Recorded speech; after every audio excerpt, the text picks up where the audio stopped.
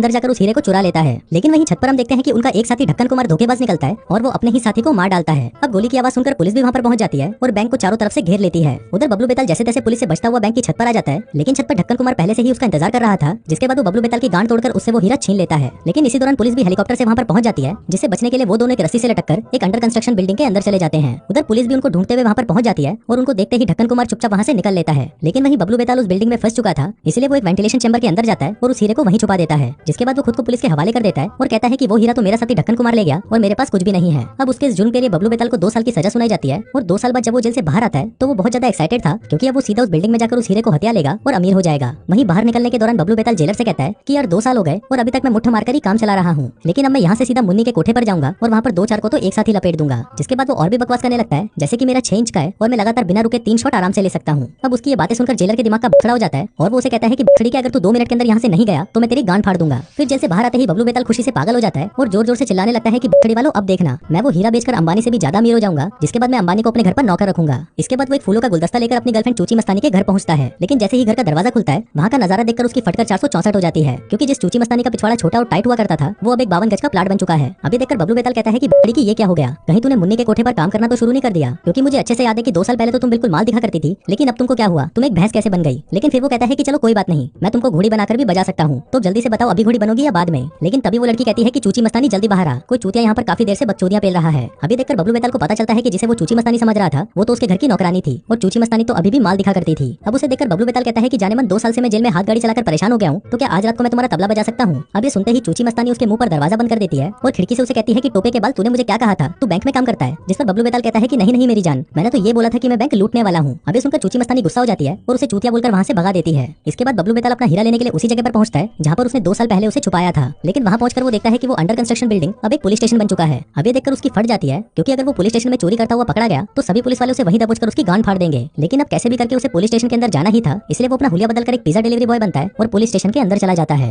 फिर वहाँ वो उछलते कूदते एक पुलिस ऑफिसर के पास जाता है और उसे कहता है कि सर आपका पिज्जा जो आपने एक्स्ट्रा मुट्ठा मार के मंगवाया था वो तैयार है। तभी वो मोटा ऑफिसर कहता है कि हाँ इसे मैंने ही मंगवाया था, तुम इसे यहाँ पर रखो और चलते बनो। लेकिन अपने बबलू बेताल को तो पुलिस स्टेशन के अंदर जाना था, इसलिए वो पास में ही खड़े एक दूसरे ऑफिसर के पास जाता है और उसे कहता है कि देखो सर ये मोटा आप लोगों के सारे पिज्जा अकेला ही खाना चाहता है, इसलिए मैं चाहता हूँ कि ये पिज्जा आप रख लीजिए और सभी में बांट दीजिए। इसके बाद वो सारे पिज्जा उस पुलिस ऑफिसर को देकर बाहर आ जाता है और चूतियों के जैसे डांस करने लगता है। इसी दौरान हमें पता चलता है कि बबलू बेताल ने पिज्जा देने के बहाने उस पुलिस ऑफिसर की आईडी को चुरा लिया था। फिर वो उस आईडी को लेकर जुगाड़ू के पास जाता है और उसे उस आईडी पर पुलिस ऑफिसर की जगह उसकी फोटो चिपकाने को कहता है। दरअसल वो ऐसा इसलिए करवा रहा था ताकि वो एक नकली डिटेक्टिव बनकर पुलिस स्टेशन के अंदर जाए और उस हीरे को वहाँ से चुरा लाए। इसके बाद वो रात को खूब सारी डिटेक्टिव वाली मूवीज देखकर खुद डिटेक्टिव बनने की प्रैक्टिस करने लगता है ताकि सभी उसे एक असली डिटेक्टिव समझें। जिसके बाद अगले ही दिन वो सूट बूट पहनकर उस पुलिस स्टेशन में पहुंच जाता है। यहाँ पर उसके हाव भाव से किसी को भी शक नहीं होता कि ये आदमी एक नकली डिटेक्टिव है। इसके बाद बबलू बेताल लेडीज टॉयलेट से होता हुआ उस वेंटिलेशन चैम्बर के अंदर जाने की कोशिश करने लगता है, लेकिन इसी दौरान वहाँ पर एक कैदी पुलिस वालों से भागता हुआ उस बाथरूम में घुस जाता है, जिसे देखते ही बबलू बेताल घबरा जाता है। लेकिन फिर जैसे तैसे करके वो उस चोर को मारकर वहीं पर बेहोश कर देता है। इसी दौरान पुलिस वाले भी उसकी आवाजें सुनकर वहाँ पर पहुंच जाते हैं और वहाँ पर उस चोर को बेहोश पड़ा हुआ देखकर वो लोग बबलू बेताल की बहुत तारीफ करते हैं। तभी एक सीनियर ऑफिसर उससे उसकी आइडेंटिटी पूछता है, जहाँ पर बबलू बेताल उसे एक नकली फाइल पकड़ा देता है जिसमें लिखा था कि बबलू बेताल इतना काबिल ऑफिसर है कि उसने अकेले ही पूरी दुनिया को थैनोस से बचाया था।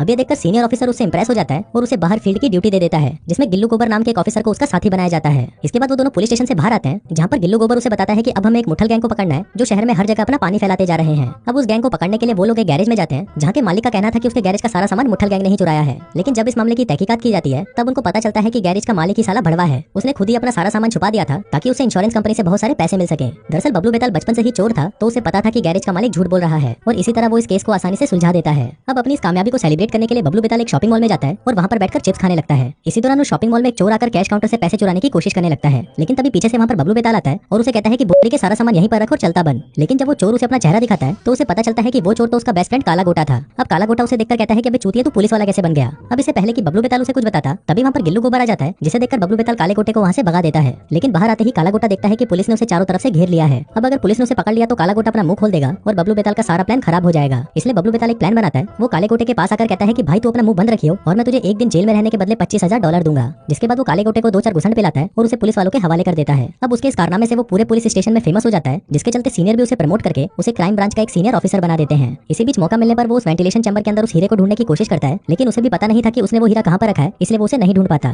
वहीं दूसरी तरफ ढक्कन कुमार को भी बबलू बेताल के जेल से निकलने के बारे में पता चल चुका था, इसलिए वो उसी जुगाड़ू के पास जाकर उसे बबलू बेताल के बारे में पूछने लगता है और वहीं जुगाड़ू भी उसे सब कुछ बता देता है कि बबलू बेताल अब एक नकली पुलिस ऑफिसर बन चुका है। वहीं पुलिस स्टेशन में बबलू बेताल अपनी गांड का पूरा जोर लगाकर एक रिमोट कंट्रोल कार की मदद से उस चैम्बर के अंदर हीरा ढूंढने की कोशिश करता है, लेकिन अभी भी उसे वो हीरा कहीं नहीं मिलता। फिर अगले दिन काला गोटा उसे अपने पास बुलाता है और उसे कहता है कि मुझे मेरे $50,000 $10 कम मिलेंगे। लेकिन उसकी ये बातें बाहर बाकी के सारे पुलिस ऑफिसर भी सुन रहे थे, इसलिए बबलू बेताल काले गोटे का मुंह बंद कर देता है और उसे वहीं पर ही कुत्ते की तरह पीटने लगता है। लेकिन इसी दौरान वहाँ पर एक सरकारी वकील बेल लेकर पहुंच जाती है और वो काले गोटे को छुड़ाकर अपने साथ ले जाती है। इसके बाद गिल्लू गोबर बबलू बेताल के पास आता है और उसे कहता है कि सर मैंने आपके सारे डॉक्यूमेंट्स चेक किए हैं, लेकिन मुझे कहीं पर भी आपके बारे में कोई जानकारी नहीं मिली। तभी बबलू बेताल उसे कोने में ले जाकर कहता है कि अबे सुन तरीके, मैं एक बहुत ही भयानक अंडरकवर डिटेक्टिव हूँ और मैं एक बहुत ही खतरनाक मिशन पर हूँ, इसीलिए मैंने अपनी आइडेंटिटी को छुपा रखा है। इसलिए अगर तूने मेरे बारे में किसी को भी बताया तो मैं तुझे पुलिस ऑफिसर से सीधा मुन्नी के कोठे पर दल्ले के काम पर लगा दूंगा। फिर अगले सीन में हम देखते हैं कि बबलू बेताल गिल्लू गोबर के साथ एक स्मगलिंग के केस पर जाता है, जहाँ पर स्मगलर्स ने कुछ कीमती सामानों को चोरी किया हुआ था। वहीं पर FBI भी थी, जो कि बबलू बेताल को देखकर कहती है कि ये चूतिया सीनियर ऑफिसर कैसे बन गया। अब क्योंकि बबलू बेताल भी एक चोर था, इसलिए वो समझ जाता है कि ये स्मगलर सामान के बहाने उसमें ड्रग्स छुपाकर दूसरे देश ले जा रहे थे। जिसके बाद वो बड़ी ही आसानी से उन स्मगलर्स को पकड़ लेता है और सारा ड्रग्स पुलिस वालों को जब्त करवा देता है। इसके बाद जब वो फिर से वेंटिलेशन चैम्बर में उस हीरे को ढूंढने की कोशिश करता है तो इस बार फाइनली उसे वो हीरा मिल जाता है। अब वो हीरे को पाकर बहुत ज्यादा खुश होता है, लेकिन इसी दौरान वहाँ पर FBI वाले आ जाते हैं, जिसके कारण वो हीरा उसके हाथ से फिसलकर उस ड्रग्स से भरे हुए लॉट में चला जाता है। उधर FBI वाले उस ड्रग्स को टेस्टिंग के लिए ले जा रहे थे, लेकिन तभी बबलू बेताल उन्हें कहता है कि अगर उन्होंने इस ड्रग्स को उन स्मगलर्स के लीडर तक पहुंचा दिया तो वो उस खेल के मास्टरमाइंड को आसानी से पकड़ लेंगे। अब FBI वालों को भी उसका ये प्लान अच्छा लगता है, जिसके बाद वो उसे और एक ऑफिसर को एक गांजे से भरे हुए ट्रक में बिठाकर उसे उस लीडर के पास जाने के लिए कहते हैं।